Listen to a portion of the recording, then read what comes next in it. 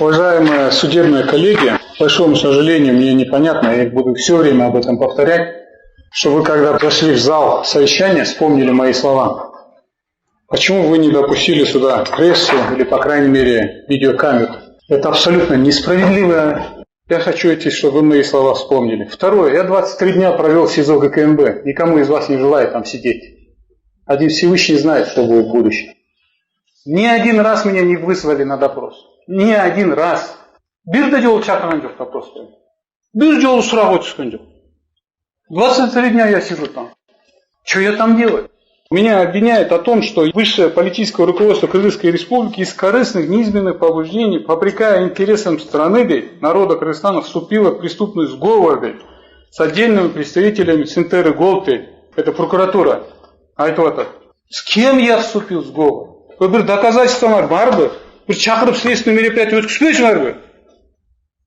Кумтором же управляете уже сейчас. Как я мог вступить, когда я у них отобрал 16 300 гектаров?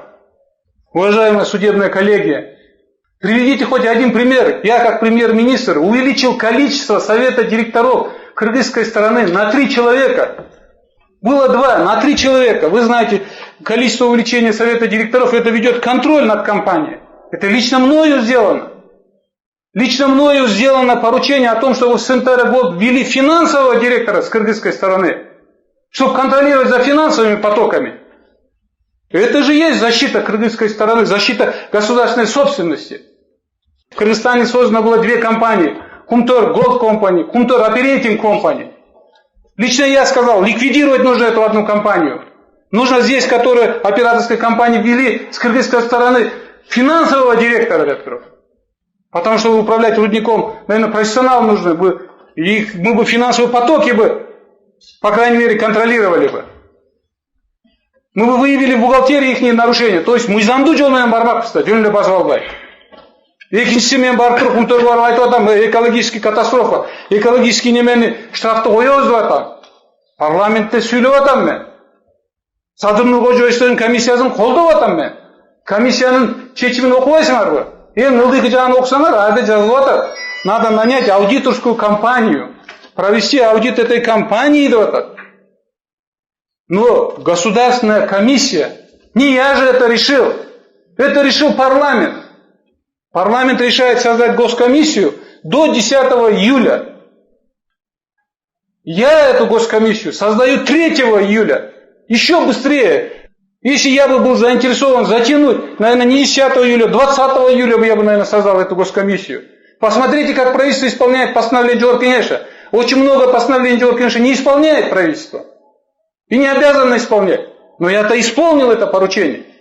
Кого я во главе комиссии поставил? Тимира Аргимбаевича, Шихмаматова поставил. Динара деген, который на 5 миллиардов эколог. Ошол кызды койдук. Да. И ошол немемен Динара менен барып туруп Кумторду кыдырып жүрөм. Барып туруп айтып атам ошонун бардыгын. Кумтор менен реально бийликте турган күрөшкө мен болдумбу? Бирөөдү айткылачы, бир фамилияны айткылачы, публичный бийликте турган ким күрөштү Кумтор менен? Өрбөк Токтогулович, много күрөштү деп айткылачы. Понятно, Садыр Нуркожоевич жана депутатский комиссия менен күрөшүп атат. Депутаттар да айтып атат. Но вдруг исполнительный орган катары, который отвечает за экономику. Я же единственный боролся с этим Кумтором. За что меня судят? За что судят? Наверное, причина в другом. Потому что народ меня, наверное, поддерживает. За это меня хотите судить, что ли? За это, что ли, меня судите? Элге жардам берген үчүн судите, что ли, меня? Элге жардам берген үчүн прокуратура, что ли, меня обвинение делает?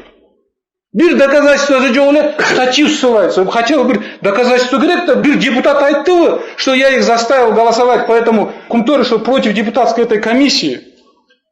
Даже моя фракция, республика фракция, 5 человек проголосовали в поддержку депутатской комиссии. 9 человек вообще воздержались. Только 7 человек против проголосовали. Неужели я как премьер-министр, тогда имея полномочия, властные полномочия, фракция айтсам барды каршы бермек-то? Кантип депутаттарга сговорго кирем, когда они меня через 1,5 месяца разваливают коалицию и меня отправляют в отставку. Ал Кумтордун жетекчилерин заставить этип туруп Жанагы айылдарды кыдырганда, аялдарга барганда дайыма айтчы, силер билесиңер, 2010 жылы мен шайлоого чыкканда айтчы, деметейин десе кредиттердин баасы кымбаттап туруп. Ошондо биз программабызда айтканбыз, 7%дан кредит беребиз деп туруп.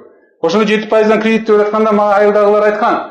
Жанагы байлар эле алып коюп атат. Банктар залогду коюп, 100 миң сом алам десең 200 миң сом, айылда 200 миң сомдук залогдор жок дегенде. Ошо үнүн угуп, биздин укугубуз жок, аларга жардам бербегенге деп туруп. Ар бир адамдын шарты ар кандай болуп калышы мүмкүн. Жана кумтөрдү мажбур кылып, бул элдин акчасы деп туруп, жана Ала Тоо финансты 100% мамлекеттик компанияны 987 миллион сомду ага түшүргүзүп, 10-майдан баштап 9-сентябрга чейин мен 31-августта кеттим. Алар 13,5 миң кишиге бериптир. 13.526 адамга берген. 7%дан залогу жок.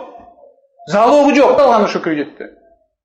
Ага жанагы кредитный советти түзгөнбүз айылдагылар. Ошолор болсо коррупция болбосун, ошол алсын деп туруп ошо кредитный советте ошо жана айылдыктар айткандар алган.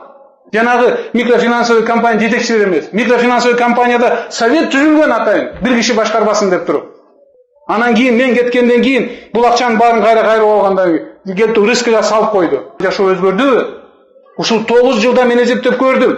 240 миң адамдын жашоо өзгөрмөк экен ушуларны алганда. Айткылачы азыр бир организациядан бир залогу жок ала аласыңарбы бир нерсени?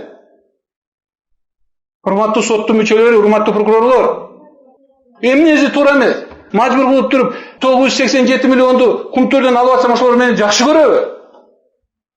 Будан тышкары далил. Мен болсо премьер болуп иштеп турган учурда ошол кумтөр 30%га производствосун азайтып туруп, ВВПда выпадение болсун, бабамды кетириш керек туруп, ошондой кадамдар болгон ошондой. А силер мени азыр кумтөргө жабыштырып атасыңар.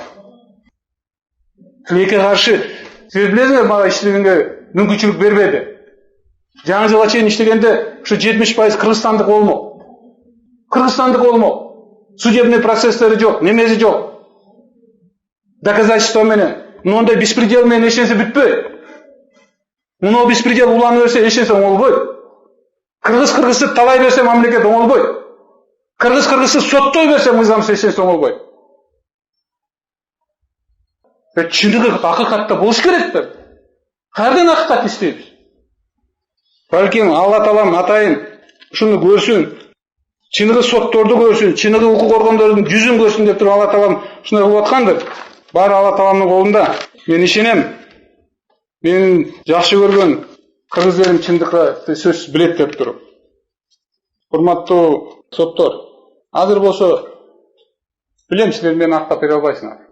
Бирок үйгө чыгарганга силердин укугуңар бар да. Мен болсо азыр генеральный прокурор болуп отурган Зулушевка жана соттордун төрагасы болду. Азыр билбейм, ошо Зулушевдин жанында жүргөн ошолор. Билесиңер, мен ошо Ташиев, Садыр Жапаров, Мамытов неметип атканда Атамбаевдин убагында өздөрү эрк алып туруп мынакей чыгарганда, бийликтин аттан тапшырмасы эмес булар, эрк алып чыгарганда. Бүгүн көрүп атасыңар, адамдар калыс чыгарса, Алла Таалам өзү кандай алып чыгат депчи. Мен де ишенем ушу үчөөңөр азыр калыс чыгарасыңар депчи. Телефонный звонок эмес, буйрутма эмес. Нуга окуп туруп, мен сыртка чыкканда коомчулукка жардамдан башка зыяным жок мен. Мени дагы айда канча оң армайт, бир Алла Таалам өзү билет. Бирок ошодон элге пайда болобу, коомчулукка пайда болобу? Атан тышкары бул мыйзамдуубу же мыйзамдуу эмеспи? Мен ойлойм, силер болсо ошо өзүңөрдүн абириңерин эсептешип туруп, тапшырманы аткарбай өзүңөр чечесиңер го деп турат. Рахмат.